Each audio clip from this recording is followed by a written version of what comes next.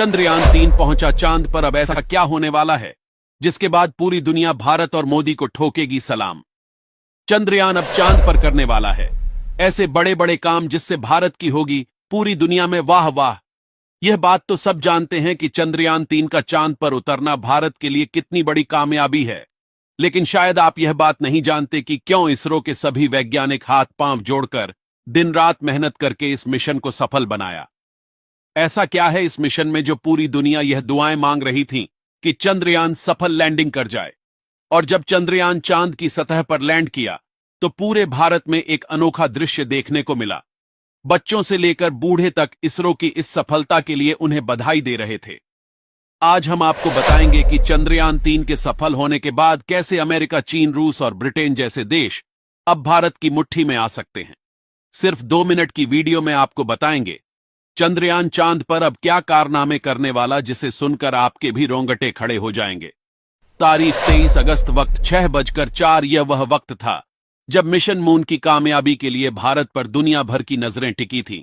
यह वह वक्त था जब चांद के दक्षिणी ध्रुव पर चंद्रयान की सॉफ्ट लैंडिंग करी गई। चंद्रयान 3 की सफल लैंडिंग के साथ ही भारत एकमात्र ऐसा पहला देश बन गया जो चांद के दक्षिणी ध्रुव पर पहुंचा। जी हां, आपने सही सुना, चांद पर अमेरिका जैसे देश बहुत पहले जा चुके हैं, लेकिन इसके दक्षिणी ध्रुव पर आज तक कोई नहीं पहुंचा। लेकिन भारत में इस असंभव कार्य को संभव करके दिखाया है। इस पूरे मिशन में 17 मिनट का वो समय सबसे महत्वपूर्ण था जब भारत के चंद्रयान चांद की सतह पर लैंड करना शुरू किया, क्योंकि इन 17 मिनट के अंदर ही चंद्रयान को चांद पर पूरी तरह से सॉफ्ट लैंडिंग करना जरूरी था। क्योंकि चंद्रयान को इस दौरान इसरो से कोई भी कमांड नहीं मिला। इस दौरान सिर्फ और सिर्फ लैंडर ने ही यह फैसला लिया कि वह कैसे सही ऊंचाई, सही ईंधन और सही समय पर चांद की सतह पर लैंड करता है। यह पूरी टेक्नोलॉजी AI आधारित थी। अब आपको बताते हैं चंद्रयान चांद पर अब क्या क्या करने वाला है। चंद्रयान का लैंडर विक्रम अपना काम करना शुरू कर देगा। रैंप के जरिए 6 पहियों वाला प्रज्ञान रोवर बाहर आएगा।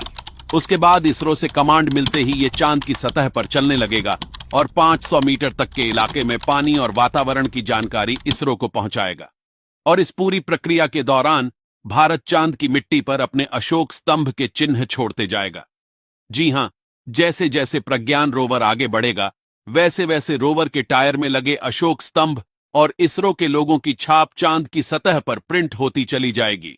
इस पूरे मिशन के दौरान इसरो यह पता लगाना चाहता है कि चांद की सतह पर क्या क्या मौजूद है और क्या वहां जीवन की उत्पत्ति हो सकती है या नहीं। रोवर चांद की सतह की गर्मी की जांच करेगा, भूकंपीय गतिविधियों की जांच करेगा, चांद को अच्छी तरह से समझने की कोशिश करेगा और इसरो को पूरी जानकारी पल पल देता रहेगा। आपको बता दें, चंद्रयान 3 का यह मिशन 14 दिनों तक चलेगा। चांद पर धरती के 14 दिन के बराबर एक दिन होता है। ऐसे में साउथ पोल पर लैंड करने के बाद लैंडर और रोवर के पास काम खत्म करने के लिए केवल 14 दिनों का समय होगा। दरअसल 14 दिन बाद साउथ पोल पर अंधेरा हो जाएगा और लैंडर और रोवर दोनों सोलर पावर की मदद से चल रहे हैं। अंधेरा होने पर लैंडर रोवर दोनों ही काम करने बंद कर देंगे। अगर यह सभी जानकारी भारत के इसरो को मिल जाती है तो अमेरिका, रूस और चीन भी चाहेगा कि यह जानकारी भारत उन देशों से साझा करें। इस मिशन के पूरे होने के बाद आने वाले समय में बड़े बड़े देश भारत को स्पेस रिसर्च के लिए आमंत्रण दे सकते हैं। साथ ही स्पेस में किए गए अपने रिसर्च इंफॉर्मेशन को भी भारत के साथ साझा कर सकते हैं, जो इसरो के लिए एक बहुत बड़ी उपलब्धि होगी। दोस्तों, अगर आप भारत की इस कामयाबी से खुश हैं तो वीडियो को लाइक करके कमेंट में जय हिंद जरूर लिखें।